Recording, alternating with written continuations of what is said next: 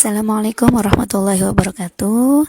Terima kasih, kami dari kelompok 16 akan mencoba menjelaskan tentang model pembelajaran hybrid learning. Sebelumnya, perkenalkan, nama saya Dede Titi, mahasiswi Pascasarjana IAIN Syekh Nurjati Cirebon. Terima kasih kami ucapkan kepada Ibu Profesor Dr. Kartini MPD selaku dosen pengampu mata kuliah pengembangan model-model pembelajaran. Nah, di sini kami akan sedikit bercerita tentang apa sih yang dimaksud dengan hybrid learning dan sejarah hybrid learning itu sendiri. Sebelum kita mengajar nih, biasanya seorang guru ataupun dosen itu biasanya prepare terlebih dahulu tentang bagaimana sih cara mengajar yang baik, pendekatan-pendekatan apa saja yang nantinya akan mensukseskan dalam proses belajar mengajar. Tentunya seorang guru ataupun dosen harus benar-benar memahami ataupun ahli expert dalam teknik yang bagaimana teknik tersebut yang nanti akan digunakan untuk menyajikan isi pembelajaran tersebut. Nah, kita tahu nih, dampak dari COVID-19 ini hampir mengubah kerangka sistem pendidikan secara global. Artinya, kita sebagai seorang guru mesti melek teknologi. Karena apa? Karena COVID-19 ini menyebabkan penutupan total lembaga pendidikan seperti sekolah dan university.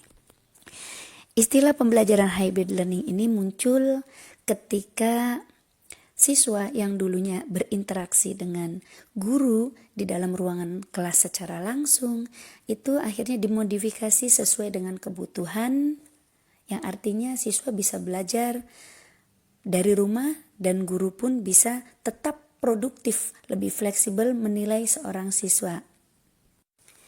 Dibandingkan dengan bentuk media sebelumnya nih, media online juga memiliki keunggulan, yaitu memungkinkan siswa ataupun mahasiswa jarak jauh untuk terus berkomunikasi dengan baik itu sinkron maupun asinkron. Jadi istilah hybrid learning ini adalah pembelajaran yang mengkombinasikan pola sinkronus dan asinkronus dalam pembelajaran. Akhirnya dipilihlah model pembelajaran hybrid learning yang dirasa bisa lebih fleksibel waktunya dan juga ada tambahan gaya mengajarnya juga, bisa menjadwalkan secara fleksibel dan juga bisa menggunakan media yang beragam. Ya, di sini hybrid learning itu adalah pola pembelajaran yang menggabungkan komponen campuran dari dua pola. Di sini dari para expert telah menerangkan reducing the quantity of time spent in the classroom is achievable with hybrid classes because large portion of the course material has been transferred online. Yes, less but not one of the traditional in-person education is provided. Jadi, dari deskriptif yang tadi disebutkan bahwa hybrid learning itu adalah pembelajaran hybrid menggabungkan pengajaran online dan tatap muka. Tapi tidak untuk menghapuskan secara total nih semua mata pembelajaran tatap muka itu tidak dihapuskan. Kenapa? Karena tujuan dari penggabungan tersebut, pendekatan tersebut adalah untuk mengekstrak elemen yang saling efektif. Jadi di sini adalah penggabungan. Apa yang digabungkan? Pengalaman pembelajaran secara tatap muka dan juga secara virtual itu digabungkan. Jadi akan saling mendukung dan juga akan saling meningkatkan dan memperkuat pembelajaran itu sendiri. Dan nanti efeknya akan dirasakan oleh siswa itu sendiri. Nah, tujuan dari paradigma pendidikan hybrid learning menurut Graham itu adalah untuk mengurangi waktu kelas tatap muka sekaligus meningkatkan kemandirian dan tingkat aktivitas siswa. Tapi di sisi lain, menurut Shifley, dia mengatakan bahwa tujuan dari hybrid learning ini atau pembelajaran hybrid learning itu adalah untuk mengubah pengajaran kelas tradisional dan memastikan bahwa pelajar dapat secara aktif mempelajari konten baik ataupun di dalam ataupun di luar kelas. Nah, Tujuan dan manfaat yang diperoleh dari model pembelajaran hybrid learning ini yang pertama, memudahkan instruktur dan siswa belajar baik di dalam maupun di luar kelas. Yang kedua, memberikan keleluasaan kepada siswa agar dapat memanfaatkan komputer dan IT untuk belajar secara lebih kreatif lagi. Yang ketiga, memberikan kesempatan kepada siswa untuk belajar berkelompok ataupun mandiri. Dan yang keempat, memberikan atau mempermudah dosen ataupun seorang guru dalam menyampaikan materi perkuliahan atau materi pelajaran.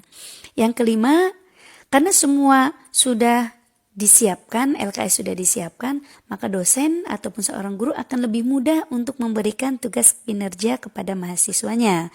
Baik itu pengecekan maupun pengiriman tugas itu akan lebih mudah. Kemudian memberikan penilaian juga kepada seorang siswa ataupun mahasiswa bisa tidak berpihak kepada siswa itu sendiri, jadi bisa lebih objektif dalam memberikan nilai kepada siswa ataupun mahasiswa karena tugas-tugasnya sudah jelas.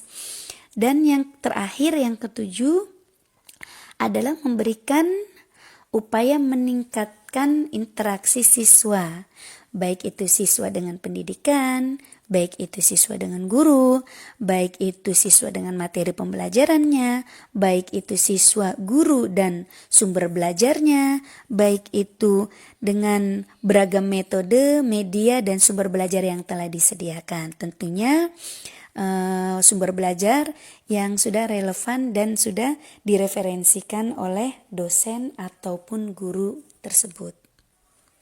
Nah, selanjutnya ada 4 jenis model pembelajaran hybrid yang dapat diimplementasikan oleh seorang pendidik, baik itu guru ataupun dosen dalam mengeksplor knowledge kepada students.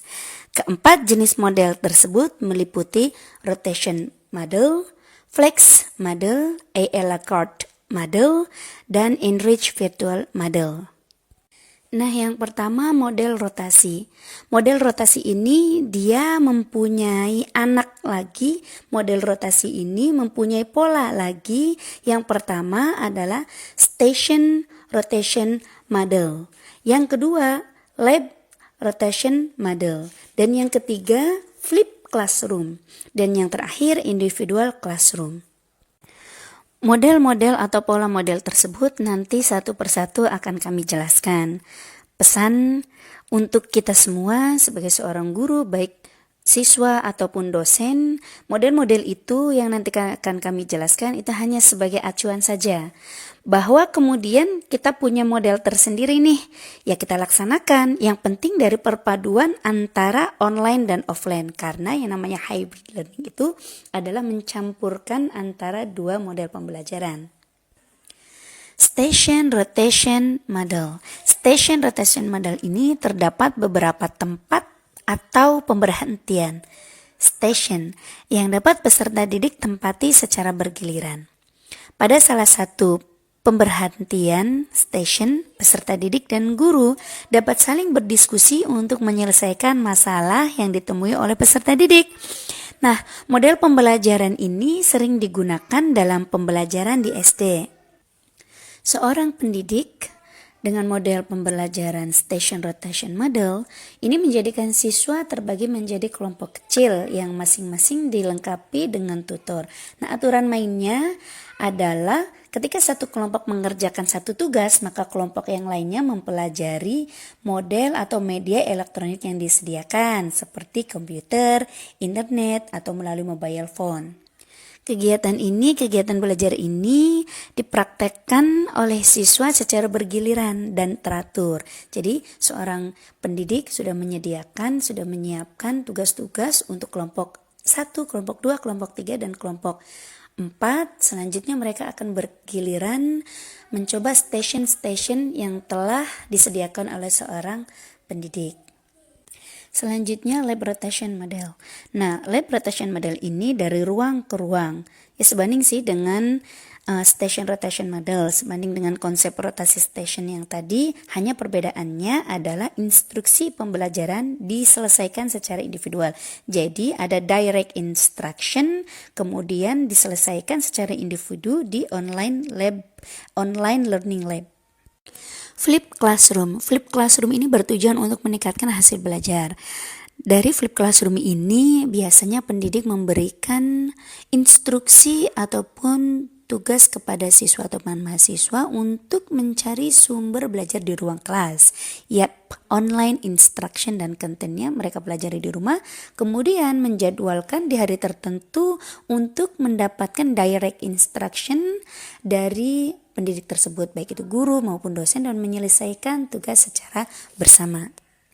Nah, dari jenis model rotasi ini yang terakhir adalah individual classroom. Individual classroom ini bertujuan yang dipersonalisasikan berdasarkan kebutuhan siswa, berdasarkan kebutuhan mahasiswa atau siswa tersebut yang dilaksanakan secara individu. Selanjutnya model flex. Sebagian besar pembelajaran dilakukan secara online. Peserta didik belajar sesuai dengan kemampuan, kebutuhan, dan kecepatan belajar masing-masing. Nah, di sini guru berperan sebagai fasilitator melalui diskusi, pengerjaan proyek dalam diskusi kelompok, atau sebagai tutor secara individu. Contoh, salah satu akademi di San Francisco menerapkan model pembelajaran flex, di mana guru yang mengajar pada sesi pembelajaran tatap muka merancang strategi, baik online, offline, dan kemudian dievaluasi. Pembelajaran ini bisa untuk siswa yang besar. Ya, di San Francisco, more than 2,000 of students melakukan pembelajaran ini. Station seperti ini dirasa efektif dilakukan di sana. Model selanjutnya adalah model IA la carte, di mana siswa menggunakan strategi self-hybrid learning, yaitu siswa menerima materi pembelajaran melalui media online. Model pembelajaran ini tergantung pada preferensi siswa, kurikulum pembelajaran mandiri yang didapat. Jadi siswa ada yang berada di satu ruang kelas, ada juga yang lainnya berada di luar kelas. Model selanjutnya, model enrich virtual. Pada model kelas ini, program pembelajaran dibagi menjadi 2 sesi, pembelajaran tatap muka dan pembelajaran secara online. Awalnya model enrich virtual ini sepenuhnya online. Namun, pada perkembangannya ditambahkan model blended learning untuk memfasilitasi peserta didik melalui pembelajaran secara tatap muka. Contoh dari model enrich virtual. Misalnya, di pertemuan pertama program pembelajaran di dalam suatu akademi dilakukan secara tatap muka. Kemudian, pertemuan selanjutnya dilakukan secara online. Nah, kemudian pertemuan selanjutnya dilakukan secara offline. Kemudian, pertemuan selanjutnya dilakukan secara online lagi. Jadi, peserta didik dipersilakan untuk dapat belajar online maupun offline, selama dapat menyelesaikan program tersebut dengan nilai minimal yang telah ditentukan. Selanjutnya, komponen model pembelajaran hybrid. Yang kita ketahui adalah pembelajaran berbasis hybrid learning ini adalah mencampurkan pembelajaran tatap muka, kemudian pembelajaran online, dan pembelajaran offline. Kelebihan model pembelajaran hybrid. Yang pertama, informasi dapat lebih cepat tersampaikan. Yang kedua, mengatasi permasalahan yang ditimbulkan oleh pertumbuhan globalisasi. Yang ketiga, dapat memperkuat pendekatan pembelajaran konvensional. Yang keempat, memberikan hasil yang lebih akurat. Yang kelima, memanfaatkan jaringan komputer dan media digital. Juga yang keenam, memanfaatkan sumber belajar mandiri. Nah, untuk kekurangan model pembelajaran hybrid ini, yang pertama, perlunya infrastruktur pendukung. Nah, yang kedua, akses terhadap komputer dan internet terjadi secara tidak merata. Yang ketiga, ketidaktahuan tentang cara menggunakan teknologi. Kesimpulannya, sekali lagi Bapak Ibu, model-model ini bagi Bapak Ibu yang menerapkan model manapun, yang terpenting hybrid learning itu adalah perpaduan antara online dan offline. Nah, nanti kita akan sambung tentang hybrid learning pada pertemuan berikutnya. Mohon maaf apabila ada tutur kata yang kurang berkenan dari saya. Jika ada kata-kata yang bermanfaat, itu semuanya untuk pengembangan dan peningkatan kualitas anak bangsa. Terima kasih. Wassalamualaikum warahmatullahi wabarakatuh.